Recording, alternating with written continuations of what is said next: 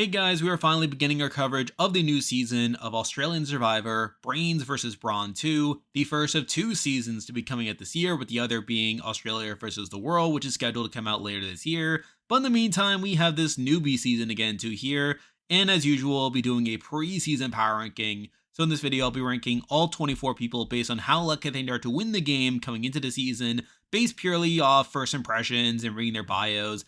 And admittedly, the information here is pretty limited, as it is normally with Australian Survivor seasons, but we have what we had to work with here. But we had 24 people to talk about, and as always more time, let's get into the video. So starting off at number 24, the person I believe is the least likely to win coming into the season is Kareen, who is part of the Brain tribe here.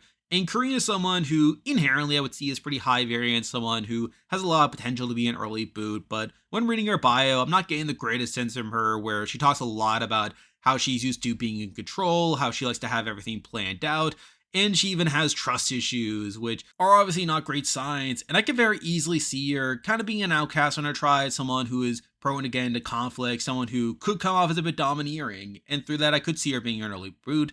And I feel like with her not having as much upsides as other people will be getting into who also have issues that I noticed from their bios, I feel like Kareen is probably the person I had the least confidence in coming into the season. And while I could be wrong, and obviously the bios don't give that much information, I feel like with the information we currently have, Kareen is the person who I'm looking at as the least likely to win, which is why she's here at number 24. Now moving on to number 23, and we have another person who I'm not feeling the greatest about, and yet we have another person from the Brain tribe, but we do have Kent. And Kent is someone who, he is obviously a big fan of the show. He talks about how he's been watching the show for years and how he's met Jeff Probst, and obviously a lot of that's pretty good, but I also feel like he fits this mold of this hyper strategic, schemy guy who's gonna really make a lot of people not trust him that much, and through that he could be a pretty early boot because of that, where we saw this with the likes of David Sanson from Survivor US, we saw this from Michael from Heroes vs. Villains. And while we saw last season Mark do pretty well, despite him coming off as a similar figure, and obviously I thought the same way about Mark last season, only to be wrong, I still feel like this is an archetype that generally doesn't do that well on Survivor here, and I could see Kent rubbing a lot of people the wrong way, or getting them to not trust him, to where he's an early boot because of that. So for those reasons, I'm not feeling that great about Kent either, to where he's here at number 23. Now moving on to number 22, and we have yet another person from the Brains tribe, but here we have Indy. And Indy's someone who I got very mixed vibe from reading her bio here, where she does talk a lot about how she grew up as this outsider and how she's been voted out of tribes her entire life and that she's ready for this, which kind of came off as weird, sort of implying that she's ready to be voted out early yet again, so I do find that pretty weird. Now, she does talk some positives, like she talks about being super competitive, how she knows the game, how she wants to model her game off Kirby from last season, so I do feel like there are some minor pros to give here, but I feel like she already comes off as this player who could be pretty high variance, with her not being that blatant of a physical threat, with her also being on the older side of things to where she's 45, mixing in with the fact that she spends so much of her bio talking about how she's used to being this outsider, to where I could see her being this charisma figure, someone who at least understands the game but is unable to gain any social capital because of it. And with her just being someone who could see being an early boot as well, I did decide to leave her behind here at number 22. Now moving on to number 21, and we are finally moving on to a member of the Brawn tribe. But here, number 21, we do have Kate. And Kate is someone who I didn't really get that much out of from reading her bio here, where she talks a lot about how she's used to being underestimated, and obviously we know other people have talked about that as well, but she also talks a lot about how people get the wrong perception about her, talking about how she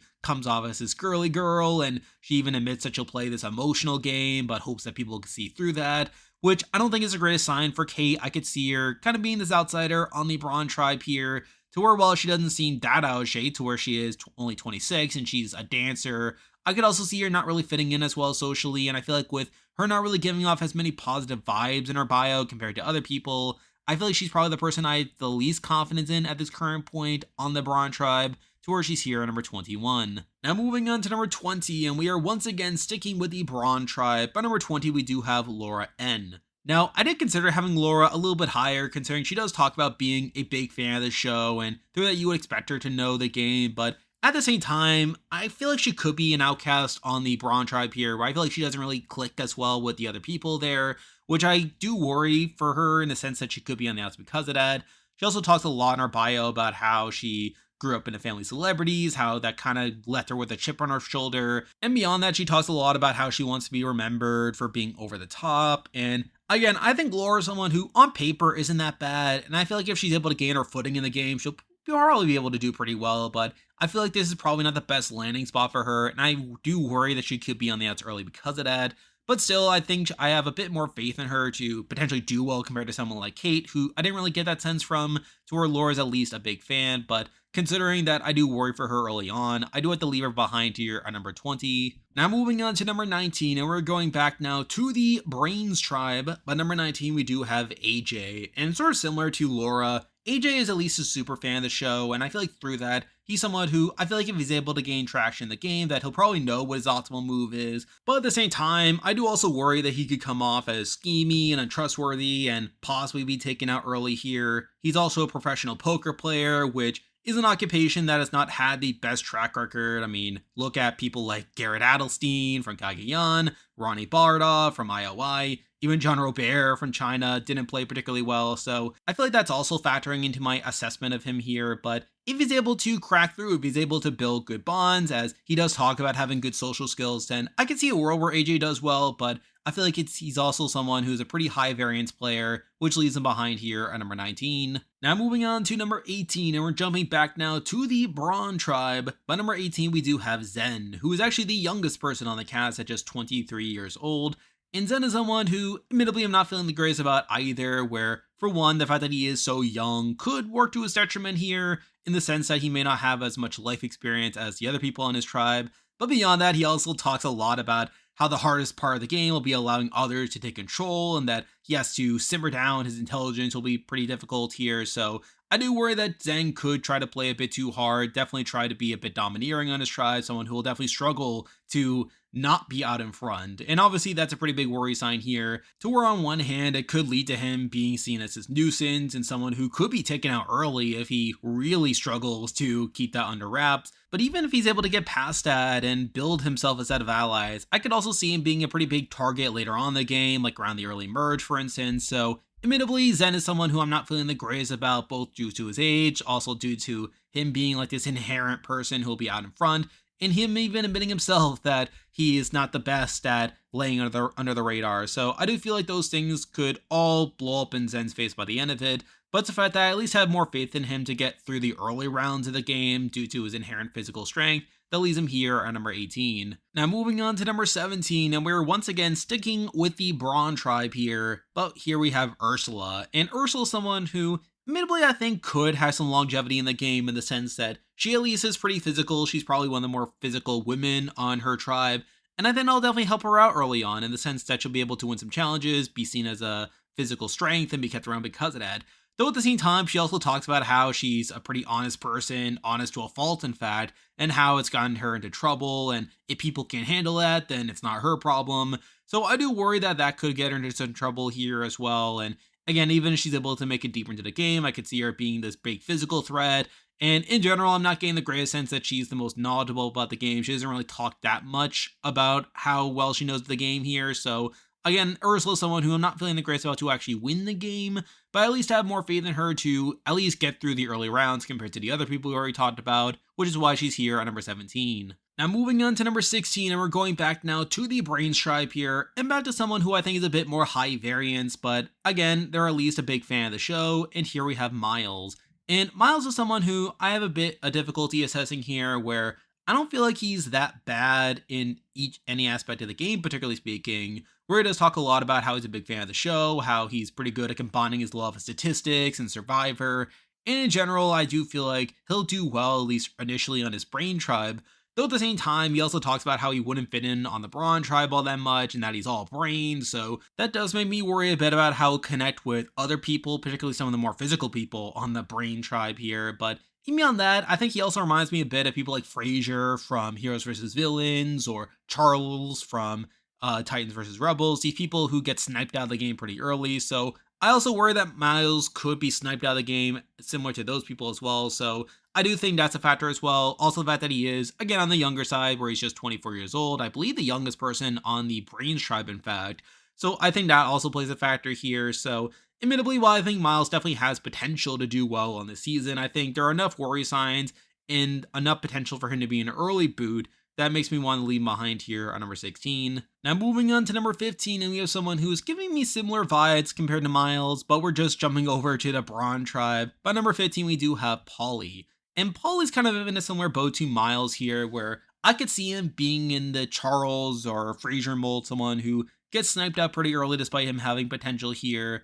And I feel like he kind of fits a similar role within the Brawn tribe at least. Now, to be fair, he's in a different point in his life compared to Miles, to where he's 36. He's also a paramedic, so that's something at least. Though at the same time, I feel like there are more red flags in terms of his strategic ability, to where he talks about how his favorite player is Simon Me. And again, I like Simon a good amount, but he's probably not the best person to be trying to emulate their game after, so I do find that kind of funny here.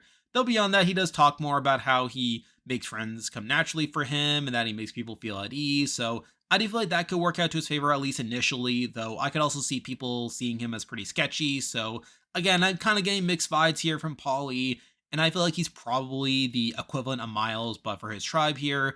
And I feel like with me feeling more confident in other people, at least based off first impressions, that does make me leave Paulie behind here on number 15. Now moving on to number 14, and we're jumping back now to the Brains tribe, and probably one of the more physical people on the Brains tribe. By number 14, we do have Rich. And Rich is a pretty interesting personality here, where he talks about how he's his pretty physical presence and how he's a big personality, which can get him into trouble here. And again, I think Rich is definitely an interesting person to have on the Brains tribe here. Definitely someone who was put onto the tribe to give them more of a physical strength there, which I think could work out for him early on, where I feel like he'll be seen as one of the more physical people in the challenge assets for his tribe. Though I think he could also be someone who's pretty out in front, and through that, I think he could be targeted because of that, which is definitely one of the reasons why he is not higher here. He also talks about how he has been told that he tends to stir the pot a lot without realizing it, and he'll probably do the same thing on the beach. So again, not the greatest sign here. I could see him getting into conflicts here with some of his tribe mates. But again, it's the fact that he's at least someone who I think will probably do well initially on his tribe here, simply due to him being one of the stronger people there. That makes me want to put him a little bit higher, but still someone who I don't think is likely to actually win the game by the end of it, which is for that reason that I have him here on number 14. Now moving on to number 13, and we're once again sticking with the Brains tribe here. By number 13, we do have Allie. Now, admittedly, I think Allie is probably one of the people I got the least amount of from their bio here, where she does talk about being an AI expert, even though her entire persona is that of this cowgirl, so I feel like she's definitely giving off like multiple images here. And I feel like in general, her bio is just kind of fine for the most part. But probably the biggest red flag is that she talks about how her friends call her a loudmouth, which again may not be the best sign of her doing well socially on her tribe here. But again, I feel like outside of that, I feel like Al is someone who probably do fine enough initially to where, unless she's really someone who's his like big pariah on her tribe, she'll probably get through a lot of the early rounds just fine here.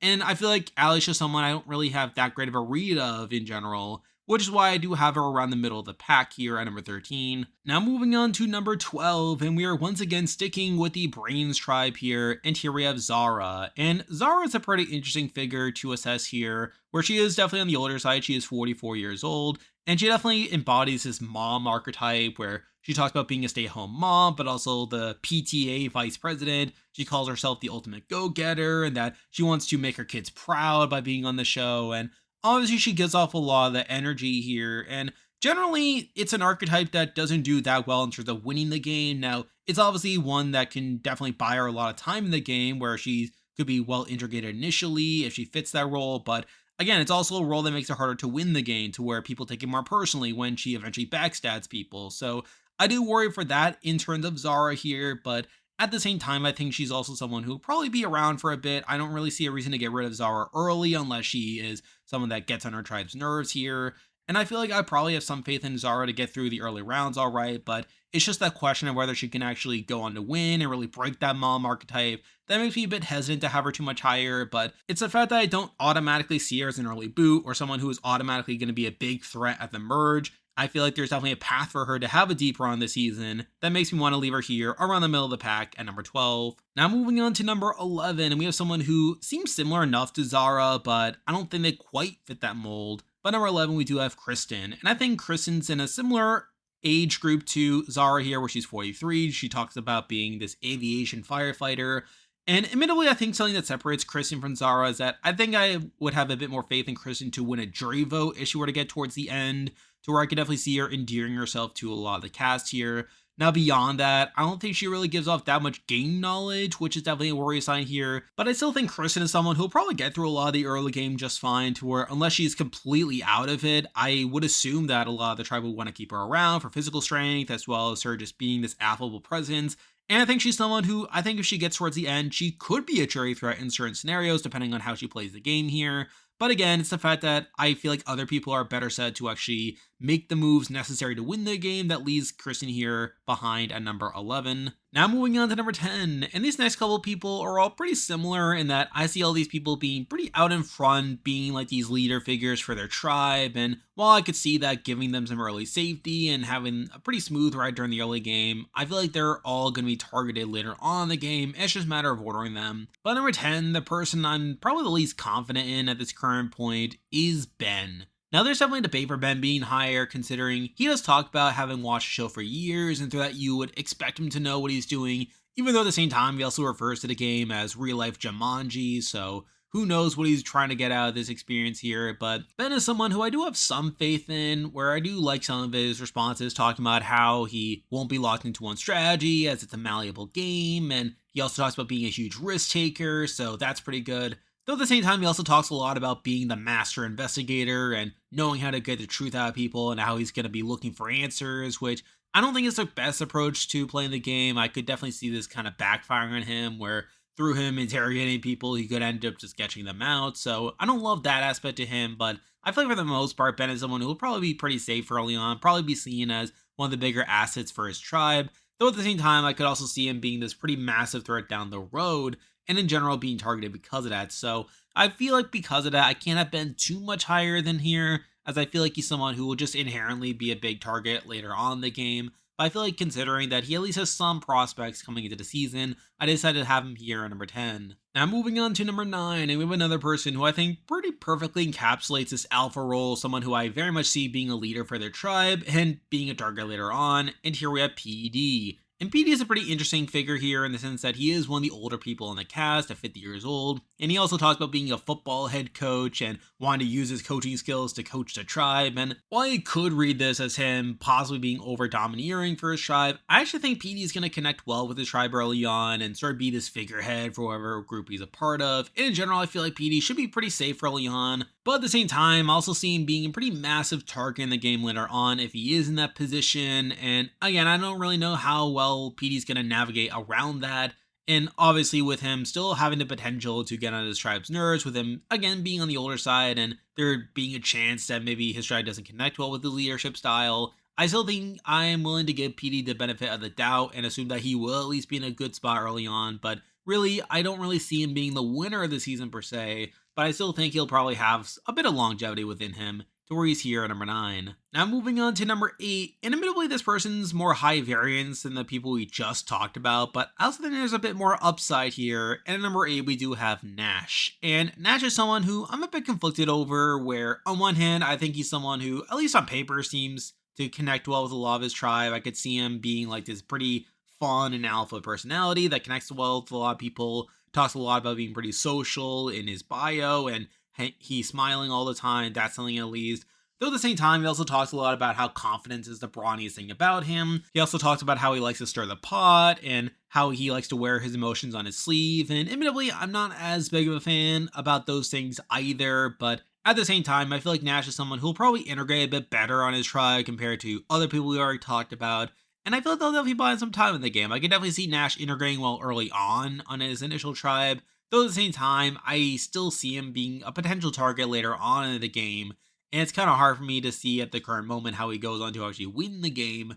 But I feel like the fact that he at least has that upside of being a bit more social and someone who can definitely like play in a cutthroat way was enough to leave him here at number 8. Now moving on to number 7, and we have a person pretty similar to Nash. However, I feel like this person at least has more of a chance of making it deeper into the game and being less likely to be sketched out by other people. And here we have Jesse. And Jesse's yet another person from the Brawn tribe who I definitely see being like this big personality for his tribe, someone who I think will definitely get along with a decent amount of his tribe.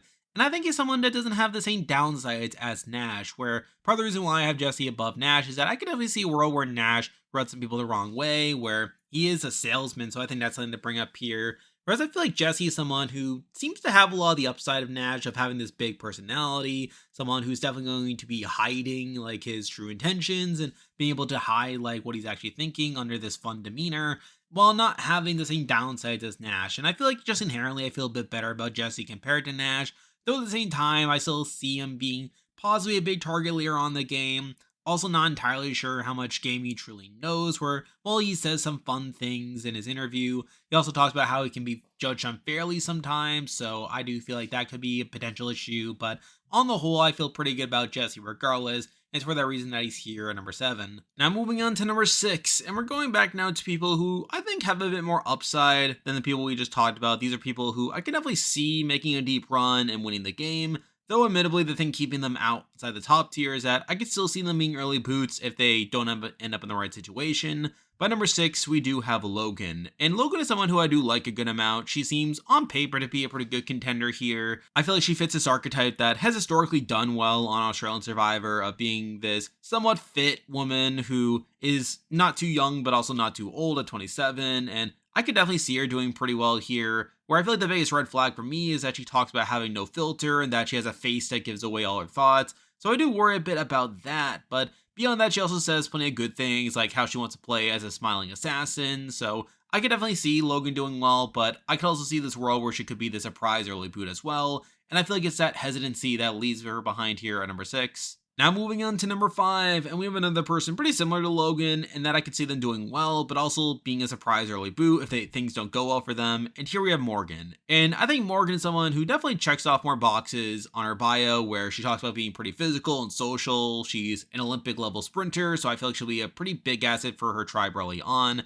And in general, I feel like she's someone who I would have a lot of faith in coming into any given season. Though at the same time, we also saw her getting into a fight at the first tribal based off the promo here, so I do worry that she could get into conflict early on her tribe that could put her into a sticky situation, but I still feel like Morgan is someone who I feel pretty good about coming into the season, and I feel like if she's able to build connection, she could definitely be a pretty dangerous player, but I feel like it's that hesitancy and that potential for her to be the surprise early boot that leaves her behind here at number 5. Now moving on to number 4, and I'm actually surprised by how high this person is, and to be fair, I still think there's a world where this person could go out early, but I feel like this person still has some upside here. And at number 4, we do have Laura. And Laura got a lot of attention during the preseason, where she lists her occupation as a witch, which obviously makes her pretty noteworthy here. And to be fair, I could see her being this pretty kooky character, someone who definitely could rub some people the wrong way and could be an early boot here. Where I feel like the biggest red flag from her bio is that she talks about how confrontation is a strength of hers and that she can stand up for herself. So I could see a world where she rubs some people the wrong way, but at the same time, I think there's also things to like here where she talks a lot about being a super fan, so she probably knows the game pretty well. She also talks about how she can convince someone of anything, which could be a strength in that she is someone who could definitely connect well and surprise some people. Though at the same time, this could also scream overconfidence here. And she also talks about how she can read people's energies and see what they're thinking and feeling, which kind of reminds me of Kara from the first Brains versus Brawn. So I actually think there's definitely some upsides here with Laura here. And I feel like with her being less likely to be like this person who's a big threat in the early merge, I am willing to give her the benefit of the doubt, even though there's still plenty of warning signs with her, which is the big reason why I do have her here at number 4. Now moving on to number 3, and I would say these top 3 are my contenders to win the season here, and it's just a matter of ordering them. But number 3, we probably have the safest pick on the board, if I'm being honest here, but someone who I just feel like will inherently do well based off their archetype, and here we have Max. And Max is a pretty interesting figure here, where he is sort of in the perfect age group to play Survivor, where he's 28.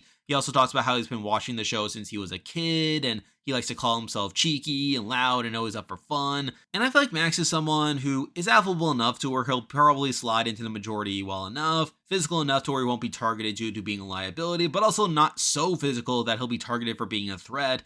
And I feel like Max is someone who'll probably have an easier time getting through the game compared to some of these other alpha figures on the board here. And I feel like Max is probably the safest pick in terms of someone I would have confidence in doing well in the season. And while I could be wrong by the end of it, and really I could be wrong with anyone here, I do feel like Max is someone who definitely screams out to me as someone who will probably make a deep run here. It's just a question of whether they can win. And while I could definitely see them winning, I feel like I'm probably not as excited for Max as I am for the top two players here. And that's definitely a reason why I don't have him as my winner pick. But at the same time, I feel like Max is someone who's a pretty safe pick coming into the season, which is why he's here at number 3. Now moving on to number 2, and I feel like this person is, again, someone who could be an early boot if things go wrong, but I probably have more faith in them to get through the early game compared to other people who I have described as high variance. By number 2, we do have Candy. And admittedly, I think a lot of this is based more around vibes than anything else, but I also think Candy talks about being a super fan for a long time, so through that she knows the game. And she seems on paper to be pretty well rounded to where she seems pretty good at all 3 aspects of the game. And in general, I feel like Candy's someone who just inherently I feel pretty good about here. Now again, a lot of this is based purely off vibes, so I could end up being wrong here, but I feel like Candy is still someone who I feel pretty good about at this current point, but not to the point where they're my winner pick. So because of that, I do have them here at number 2. And now at number 1, the person I believe is the most likely to win Australian Survivor Brains vs. Brawn 2 coming into the season is Kaylin. And I think Kalen is a pretty interesting prospect here, where I feel like in a lot of ways he reminds me of Max, someone who I definitely have faith to get through a lot of the early game pretty well, where he seems pretty affable enough, where he talks a lot about connecting with both the Brains and the Brawn. He also talks about how he's a pretty big fan of the show and how his favorite player is Haley, and I feel like that's a pretty good person to base your game around. He talks pretty intelligently about the game as well, to where he talks about how nothing's immoral, but you have to judge what people think is immoral, so you'll get their jury votes at the end. And again, he is a pretty big fan of the show, someone who's also pretty physical, definitely one of the more physical people on the Brains tribe here. And again, I feel like Kalen is someone who I feel pretty good about, and realistically, he's probably around the same level as Max in my personal opinion. Now, I think the biggest thing to dock against Kalen is that I could see a world where he could be this endgame threat, someone who is similar to Omer from 42, someone who's definitely able to run a lot of the game, but eventually be a target towards the end of the game. And obviously through that, you could definitely argue that he should be a little bit lower here, but I feel like I get a bit more from Kalen's bio compared to Max, and I feel like that was a big reason why I did decide to go with Kalen here over both Max and Candy here, and it's a big reason why Kalen is my winner pick coming into this season. And there we go, that'll do it for this week's video. If you like this content, be sure to like and subscribe, really helps with the channel. Now, after the season starts, I plan to do weekly power rankings of the show as we learn more about these people and how their games are planning out, so still be on the lookout for that. I'm still covering the Traders US and doing weekly power rankings of that, so look forward to that as well. I'm on Patreon and have YouTube membership, so if you want to consider supporting the channel, you can do so by clicking the link in the description, and you can also join the Discord server by also clicking the link in the description. There's a lot of stuff coming your way, but for now, that is the video. See ya!